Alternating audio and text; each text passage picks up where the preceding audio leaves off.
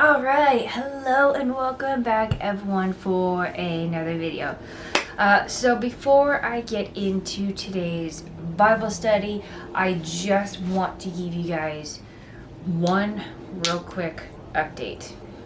So I had told you guys a week or so ago that I was going to be doing a Every Plate unboxing video the past Friday that just came by. And obviously, as you guys can tell, I didn't post one up. So I did record it and I was going to upload it, but as I previously mentioned in some of my other videos, my files have been getting pretty corrupt every now and then. I recorded my unboxing of Every Plate this Friday and put it on my computer, and the files are corrupt. So more and more files are getting corrupt on that SD card. So I scrapped it. I took off what I could off of it and I got rid of it, because obviously that SD card it's shot. So I am using my other camera's SD card, and I have another one on order. Well, not on order, but it's in my cart to be purchased sometime in the future. I'm not really in that big of a hurry to get one, considering the fact that I can only use one camera at a time, and the Nikon D3200 camera is not being used at the moment. So this camera here can use the SD card from that one, and if for some reason I ever do need to use the Nikon, I could just swap the SD card back into there. They'll just share one for right now. But so since my SD card got corrupted and my entire video unboxing got blown up in my face and did not get prepared to be uploaded, I will be doing a unboxing of Every Plate this coming Friday, and at that point I will upload it. On top of that, I will upload a cloth diaper versus disposable diaper video for parenting. I know I've been saying I'm going to get a parenting video done, and I keep forgetting to do it, and I have all my notes and everything for that video done. I just keep forgetting to record it and upload it. I should have done that last week, actually. Friday, but I didn't think about it. Anyways, so like I said, Every Plate this coming Friday, and along with a parenting video on the controversial topic of cloth diapers versus disposable diapers. Okay, so without further ado, let's go ahead and get into today's video. One last announcement before I start doing the actual reading. I am trying a new edit for this video, so don't judge me too harshly if it doesn't come out correctly. So while I'm reading the actual text of the chapter, because I'm doing Genesis 17 today, I figured out how to put the actual Bible verse on the screen while I'm reading it, and getting it to continue going on and on to the next section. It's gonna take me a little bit to get it done, but I think I can get it done, and it should look relatively okay. And the more that I do that, I think the easier I'll get better at it. So like I said, first time text, I'm gonna try and put the text on the screen, so don't judge me too harshly if it's not correctly. And just keep in mind, it is set for the ESV version, right? ESV version? This is ESV. Yes, yeah, this is set for the ESV version. So, just saying. Alright, so we're going to go ahead and get into Genesis 17. This is on Abraham and the covenant of circumcision. A little TMI kind of topic, but it is part of the testament that we're going to have to go into. We literally just got done with Sarah and Hagar. Hagar got pregnant with Abraham's child, and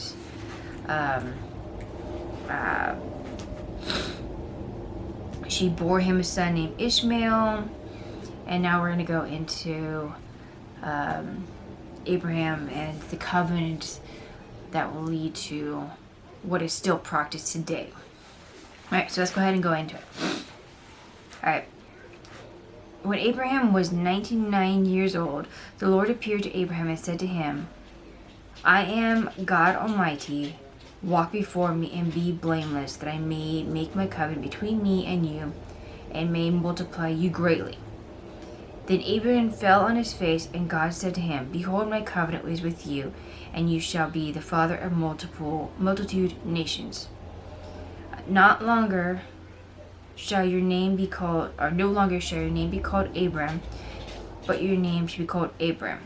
Now, just so you know, in my notes still, I do still shorten his name to Abraham, because my little margins are kind of thin. So it's kind of hard for me to write out the full name. So I'm still writing Abraham, even though his name's Abraham now. For I have made you the father of a multitude of nations. I will make you exceedingly great, fruitful, and I'll make you into nations, and kings shall come to you.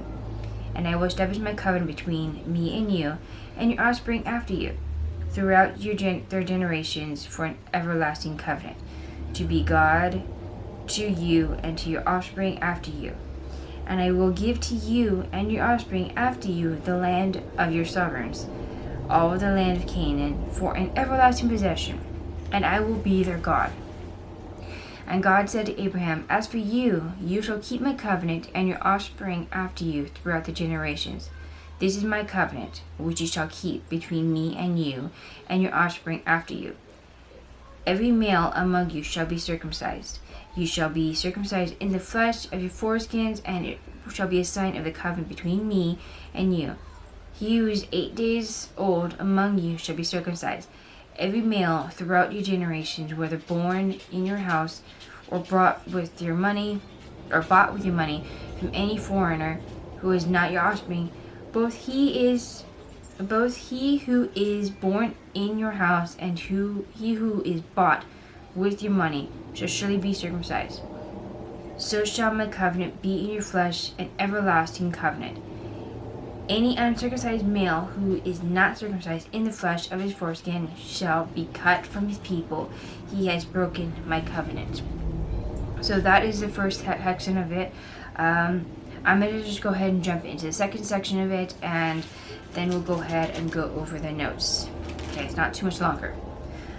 This is on Isaac's promised birth. Okay, and it says, And God said to Abraham, As for Sarai, your wife, you shall not call her name Sarai, but Sarah shall be your name. I will bless her. Moreover, I will give you a son by her. I will bless her, and she shall become nations. Kings of people shall come from her. Then Abraham fell on his face and laughed and said to himself, Shall a child be born to a man who is 100 years old? Shall Sarah, who is 90 years old, bear a child? And Abraham said to God, Oh, that Ishmael might live before you.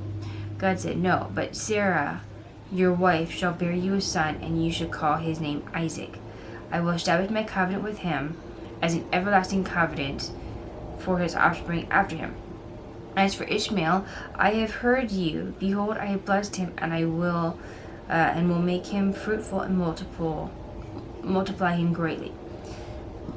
He shall father 12 princes, and I will make him into a great nation.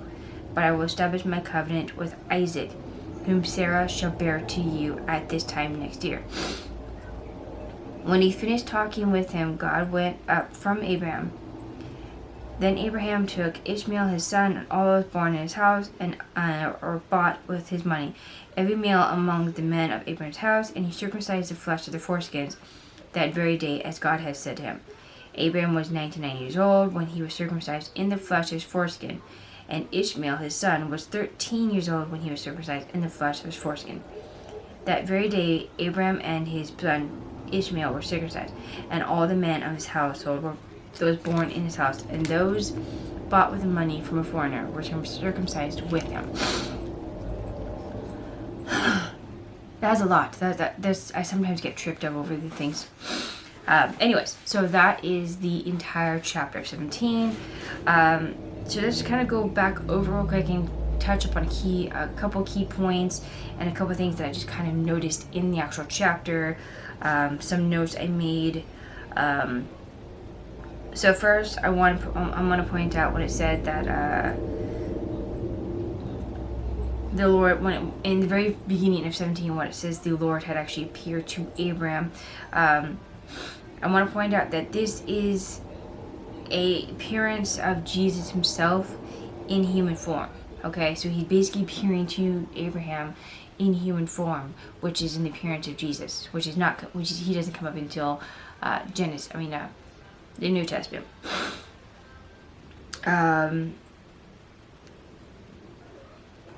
So when Abraham fell on his face, that is literally him being, him basically going into submission, basically. Now, one thing I kind of started doing is I started kind of piecing out the names and what the names mean. So, Abraham, okay, Abraham means exalted father, okay, but Abraham means father of a multitude, which is why his name got changed. Now, I mentioned in my previous study that I was going to bring up Sarai's naming as well, and I'll get to that in just a minute too. So the whole name change literally is meaning a bigger promise of nations, and kings are going to eventually come to him or come from him, because descending from his son Ishmael, he's going to father a couple princes. Okay. Then he goes into the covenant with the whole circumcision part. So this is the promise of the land was made basically to Abram and to his descendants. Okay.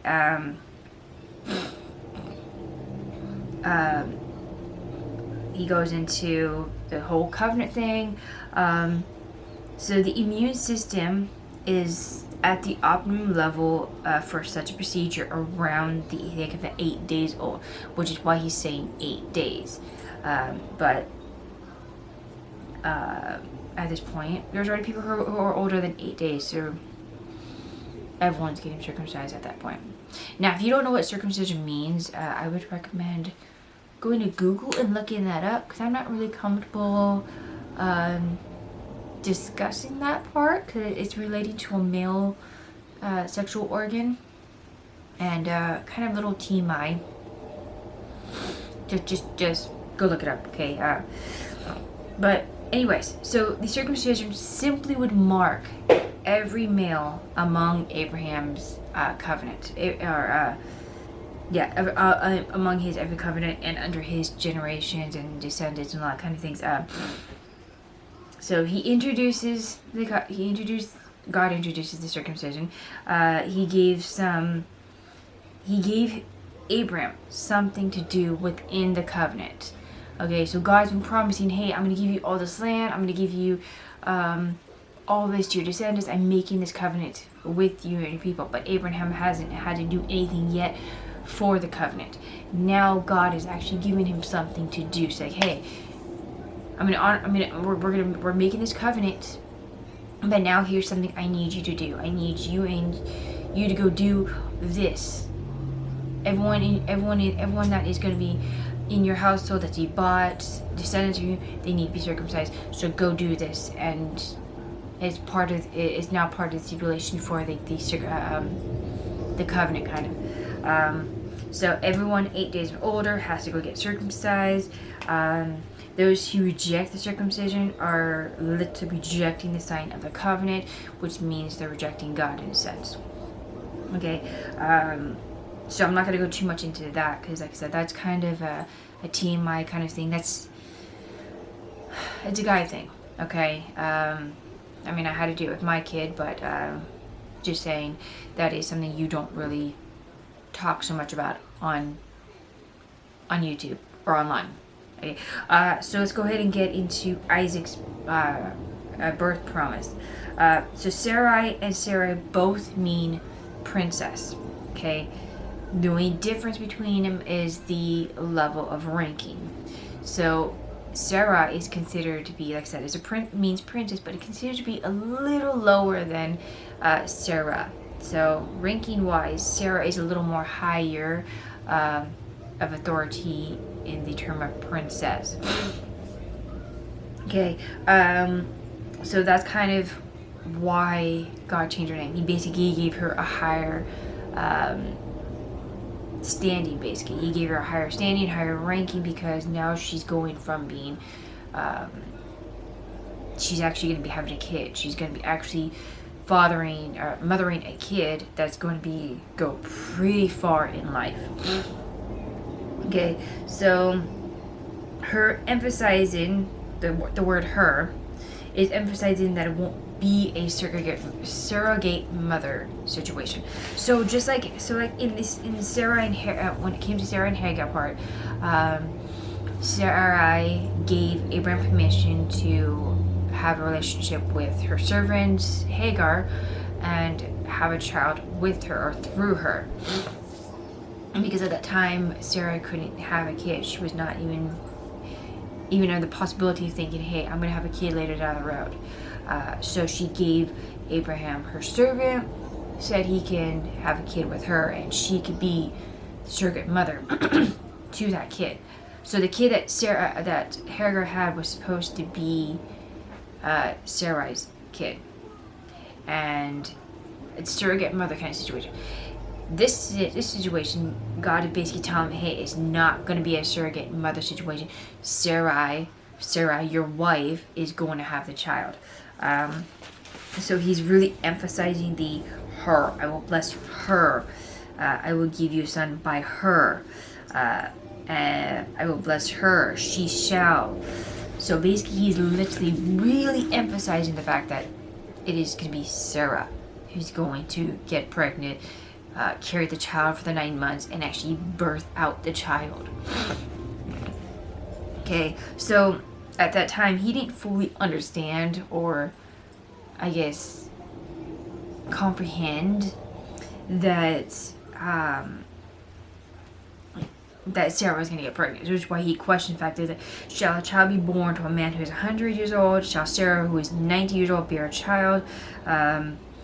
And then he's like, oh, that Ishmael might live before you. So she is literally closing on 90 years old, or around that age. He's closing in on 100. But God is literally telling, hey, despite your guys' age, and you guys are past the childbearing age, she's going to have a child. Okay, so it's really kind of hard to believe. I mean, I can't blame him for questioning, like, hey, are we really gonna have a kid? We are like older than dirt. Well, I mean, not older than dirt, but you get the idea, the phrase.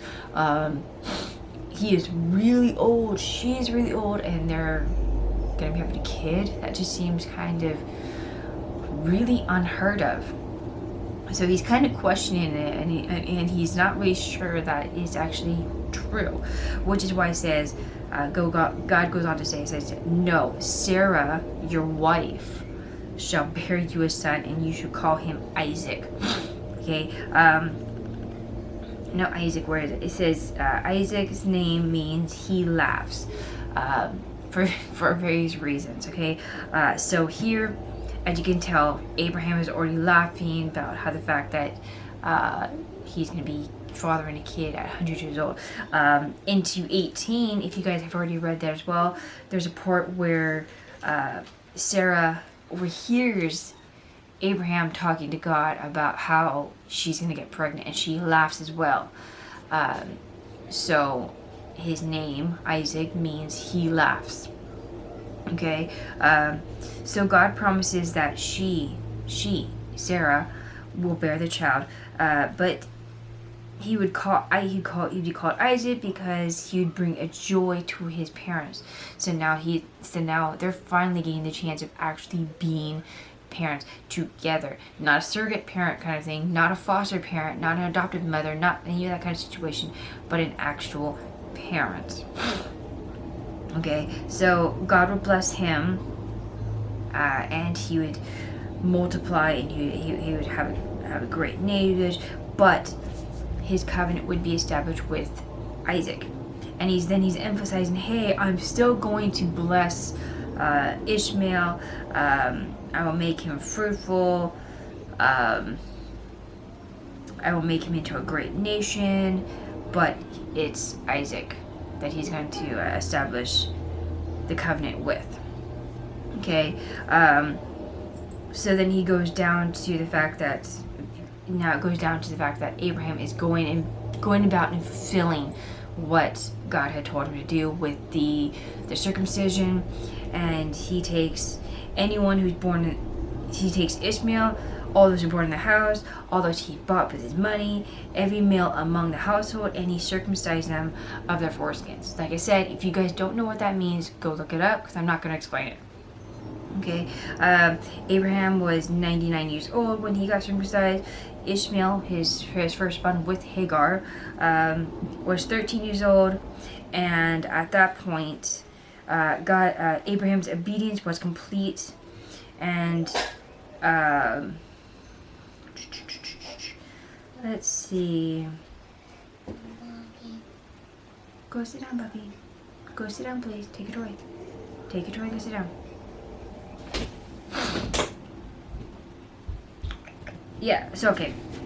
Alright, yeah, so basically, so the fact that Abraham did all of this, the fact that he even went into point of circumcising, means that one, he believed in the covenant, he believed in what God was saying, and he went and actually did what he was told to go do. Which, like I said, completed his obligation in the covenant. Okay, so everyone in the household was circumcised, and any foreigner was circumcised that were brought into his household or bought into his household. And then that's where it kind of leaves it at, and it goes into 18, which is where it continues with leading towards the destruction of Sodom and Gomorrah, and Sarah going to having a kid. Which the birth of Isaac doesn't take place until 20. So, it's leading all up to that. So yes, I've already... My kid's just running around right now. Anyways, so, I'm going to go ahead and, I'm going to get... I cannot think, like, I just see my kid running back and forth right there. So at the end of this video, I'm going to include the playlist for Genesis. So if you have not read anything up into Genesis, I would recommend going ahead and do that. I am going to be starting a Bible study in one of my Discord servers that I'm in currently. Go sit down, please. Thank you. I will be getting permission from every single girl that goes to that study and getting permission to try and record it. I am not going to do a face recording. I'm just going to do a voice recording, and then I will try and upload that onto here as a sort of a podcast. I am not exactly sure what we're covering yet. I don't know if we're covering Genesis or if we're going into John. Personally, I would much prefer to go into Genesis and explain that way, start from the beginning. But if we have some new believers in the actual in that study, I think it would be better if we did John, because that way they're getting an idea of, they're starting to get to know who Jesus is, just like how I started. But it will be my first study with other people, which is, like I said, the reason why I'm wanting to record it and upload it, even though I've already done Genesis and John study. It's the interacting with other people that I I like, and I want to see how I do with my first first interactive Bible study where I'm leading it myself, not just making a video. So wish me luck on that, and I will hope I do. I'm really hoping to do good at this, because I've been wanting to do a study with people, with actual people, for a while now, and I just haven't had the chance to do it. So yeah. Anyways, go ahead and hit the like button, the share button, subscribe. Don't forget to hit the bell, and that way you can get notifications for when I do upload videos. I upload videos Mondays and Tuesdays and Fridays for sure. I have not done any cooking videos recently because I have that tripod that I bought underneath the bed, and I just have not had the chance to sit down and figure out how it works. So maybe this coming weekend I will actually take it out and figure out how it works and start trying to use that. But like I said, Mondays, Tuesdays, and Fridays are my absolute 3 days I do upload a week. Tomorrow will be John 17, and then next week will be 18. So, alright guys, you guys have a great week, and I will see you guys in the next video. Alright, bye guys.